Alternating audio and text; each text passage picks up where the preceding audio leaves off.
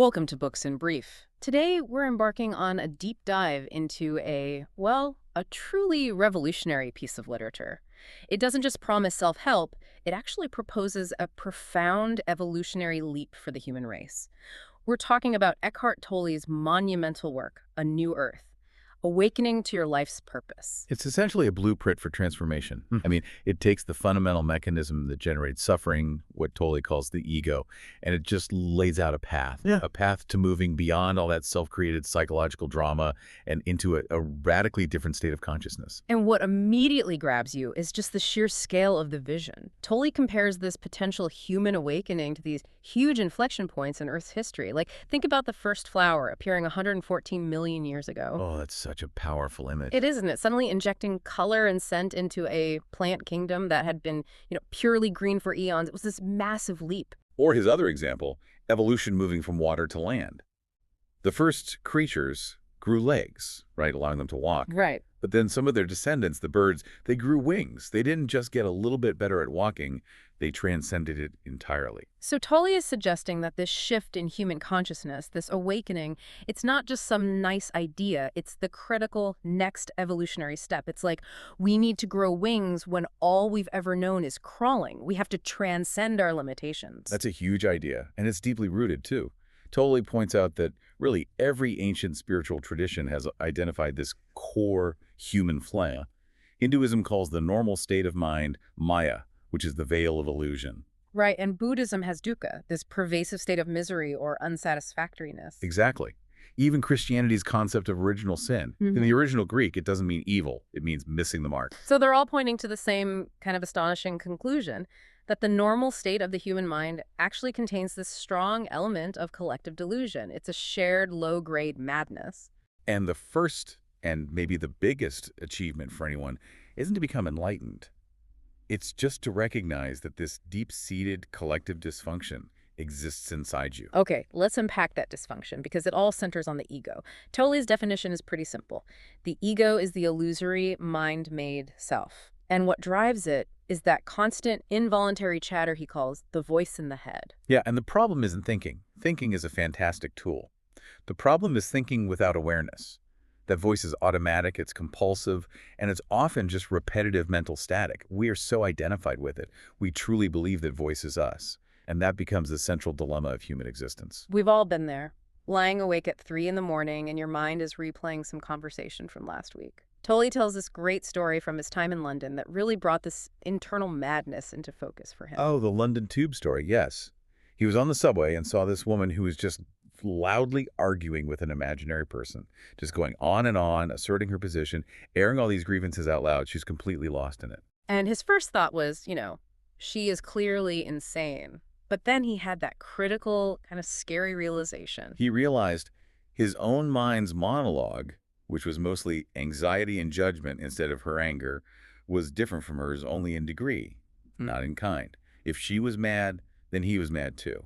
Everyone trapped in their own little thinking loops was mad. That moment of detachment where he suddenly saw his anxious mind as something separate from himself, that must have been jarring. Well, it was liberating. That was the moment he said he just burst out laughing. He realized, life isn't as serious as my mind makes it out to be. He stood back from the mental static, and that laughter, that was his first real taste of awareness. So if the ego is this compulsive thinking, a key way it builds itself up is through identification. It needs to attach itself to things to feel real. It does. The ego takes ownership of form to get this perceived solidity, this permanency. It's trying to answer the question, who am I? By pointing to things outside itself. And we see this start so early, right? My toy becomes my car, or my political beliefs, or my house. But Tolle just calls this the illusion of ownership. Because ownership is just a story we all agree on. You can point to a skyscraper and say, that's mine. And if the legal papers back you up, great, you're wealthy. But if society suddenly rejects that story, the ego's identification just vanishes. It's why some ancient cultures, like the Native Americans, found owning land so absurd. They saw themselves as belonging to the land. And this identification with things, with form, it drives the ego's endless, insatiable need for more. It's a constant feeling of not being complete. Right. It's not satisfaction the ego's really after, it's the wanting itself. That feeling of, I don't have enough yet, immediately becomes, I am not enough yet. Mhm. So the ego is trapped in this future projection where someday completion will finally happen, but it's always just over the horizon. And this unchecked craving for endless growth in our consumer society, this constant push for more, leads Tolle to this really stunning and deeply worrying analogy. He compares that self-destructive drive for infinite growth to a cancerous cell.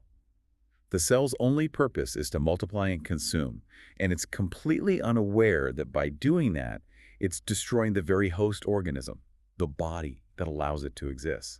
It's such a powerful metaphor for our global dysfunction. That really puts a chilling perspective on things. But the price of this attachment, this identification with form, it becomes so clear when that form is threatened or lost. That's the lesson from the story about his counseling client. He was working with a woman, mid-40s, facing imminent death from terminal cancer. And she was just consumed by this immense distress and anger. But her rage wasn't about her diagnosis. It was about her diamond ring, which had great monetary and sentimental value, had gone missing. She was sure a caretaker had stolen it. And instead of just validating her anger, Tully cut right to the core of the identification.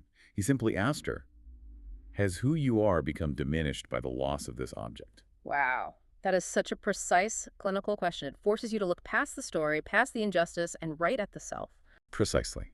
And her mind immediately shot back, yes, of course, I'm diminished.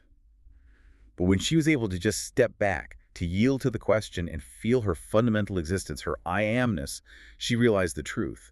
Her feeling of being hadn't shrunk at all. It was intensely alive. That must have been an incredibly powerful shift, realizing that her core being was totally separate from the form of that ring. It was a monumental shift. Her attention moved beyond the material loss, and in her final weeks, she found this deep, peaceful presence. She ended up finding more joy in just giving away her remaining things. Freedom from attachment comes when you stop looking for yourself in things. So if the ego uses things to build itself up, what happens when it has nothing? Tolle says it turns to conflict. What are the ego's favorite strategies for self-enhancement when it's in a confrontation? Complaining and resentment are right at the top of the list. Every single complaint, whether you say it out loud or just think it, is the mind spinning a story where you are superior. You're superior to the situation or the person being judged. It justifies the ego's existence by making the other party wrong. Resentment is that bitter emotion that fuels the whole thing. And the most, I guess, crude and destructive end of that is the intense, deep-seated need to be irrevocably right, and by doing so, making the other side irrevocably wrong. That need to be right is the ego's ultimate defense. And historically, it's been infinitely more dangerous than any weapon. Look at the Spanish Inquisition. People were tortured and killed because their bundle of thoughts, their ideology, was different from the official one. The thoughts became more valuable than a human life. Or even in the modern era, Pol Pot's regime, which murdered anyone who wore glasses because they were seen as part of the bourgeoisie. It's the exact same mechanism, just a different bundle of thoughts. And this gets right to Tolle's point, that war is a mindset. Whether that conflict is physical or purely psychological, like the constant polarization we see, the mechanism is the same. And Tolle warns that fighting unconsciousness will only draw you into unconsciousness. You just strengthen what you're trying to oppose. We see this play out all the time when we declare a war against something abstract, like crime or drugs or disease. It often backfires. Right, but we've seen antibiotic resistance soar, prison populations explode. The war mindset thrives on drama. Even when we say we want peace, there's a part of the ego that secretly loves the conflict, the threat, the reason to be the hero in its own little movie. And that's where role-playing comes in. The ego plays roles, villain, victim, hero, lover, to get its critical supply of external attention. Attention is psychic energy for the ego. It's a really poor substitute for the true source of energy that comes from within. But the ego doesn't know about that. So it's constantly looking for validation, recognition, admiration from the outside. The real danger is that in relationships, you often have one role interacting with another role, not two real people. There's that wonderful Zen story that shows the moment a teacher realizes he's still trapped in a role. The story is Zen Master Kazan. He was asked to officiate the funeral of a famous nobleman. And as he was waiting with all these dignitaries, he noticed his palms were sweating. Later, he confessed to his students that he wasn't ready to be a true teacher because he still lacked sameness of bearing before all people, whether it was a king or a beggar. So the presence of those high-status people immediately pulled him into the role of the humble monk, and it made him feel small. Exactly. He was still identified with the social script. He left for 8 years and only came back when he was truly free, when he could see the same fundamental being in everyone, regardless of their temporary status or role. That freedom comes from the core belief that I am enough. And that sets the stage perfectly for the emotional weight that keeps the ego running, what he calls the pain body. The pain body is this energy field of old, undissolved emotional pain. And it's not just your personal trauma from childhood. It also includes the residue of collective pain from generations of warfare, violence, subjugation. That's all encoded in the collective human psyche. And Tolle describes it in almost parasitic terms, doesn't he? He does. It acts like a psychic parasite. It has a low vibrational frequency, which is his way of saying it operates on this level of heaviness and profound negativity. When it gets activated, it resonates with and feeds on negative thoughts. That's why your thinking suddenly becomes sad or anxious or angry. To the pain body, pain is pleasure. It creates an addiction to unhappiness. And you see this addiction catered to everywhere. The entertainment industry is constantly feeding it. People flock to violent movies, not really because they enjoy the story, but because their pain body is feeding on the negative emotional reaction. The tabloid press is a perfect example. They don't sell information, they sell outrage. Headlines designed to create fury, outrage, bastards! They are literally feeding the pain body's need for negative emotional energy. Tolle shares this really disturbing personal story of seeing the pain body take complete possession of someone. Yeah, he was in an Indian restaurant, and this middle-aged man in an electric wheelchair started arguing with a waiter. And the man's anger just escalated into this intense, vile hatred. At one point, he used his electric wheelchair to literally pin a waitress against the wall. That's just a powerful illustration of pure, unadulterated unconsciousness. It is. The individual was totally possessed by the pain body. He couldn't have acted differently in that moment. And Tolle sees this kind of intense suffering, however dark it is, as ultimately serving our evolutionary path. When the pain becomes unbearable, when the cycle is just intolerable, we're eventually forced to seek freedom. The pain body becomes, in a strange way, the ultimate awakener. So if the cycle is unconsciousness leading to suffering, how do we finally break free? The core of the solution is, well, it's surprisingly simple, but it's profoundly difficult to maintain. It's conscious presence. The moment the ego is seen, it starts to lose its hold. Awareness is the light that dissolves the darkness. You can't fight darkness directly. So it's the non-action of acceptance or yielding that breaks the cycle of resistance. Exactly. He tells the story of a woman with this massive, heavy pain body. He asked her to stop fighting the feeling and to just allow those feelings to be there. At first, she refused. She said she didn't want to accept her unhappiness. But when she paused, she had this breakthrough. She realized, I am still unhappy, but now there is space around my unhappiness. Space around my unhappiness. That is such a tangible metaphor for disidentification. It means the feeling is no longer who she is. And for anchoring this presence, Tolle gives us a practical tool, inner body awareness. This just means shifting your attention from the external form of your body, how it looks, what it can do, to the intensely alive energy field inside it. So you're moving your focus from the form of the body to the formless consciousness that inhabits it. Right. It's the bridge between form and formlessness. It's an immediate doorway out of the prison of egoic thought.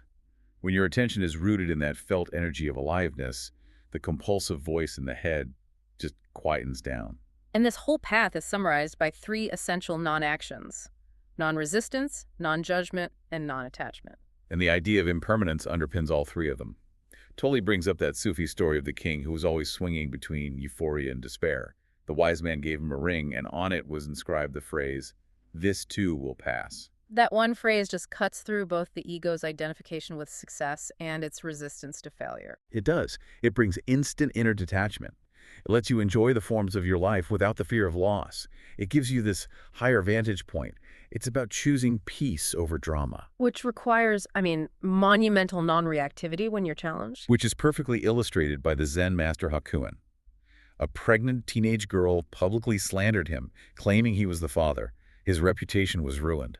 When her angry parents confronted him, all he said was, "Is that so?" An utterly unegoic response. He didn't defend himself. He didn't accuse anyone. He just accepted the moment and took loving care of the baby, completely unmoved by the drama. He was pure presence.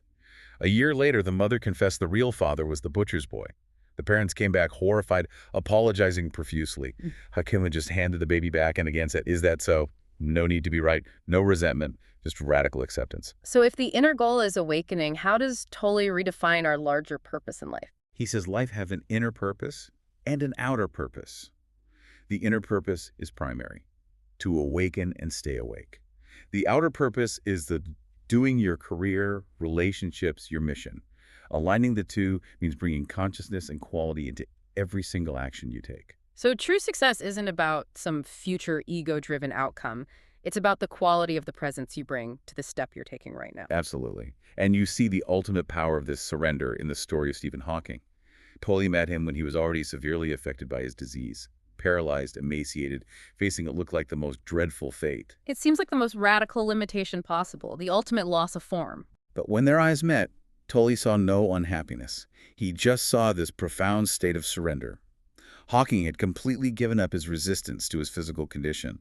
And years later, after becoming the world's most famous theoretical physicist, Hawking looked back on his life and said, "Who could have wished for more?" Surrender wasn't just passive resignation for him.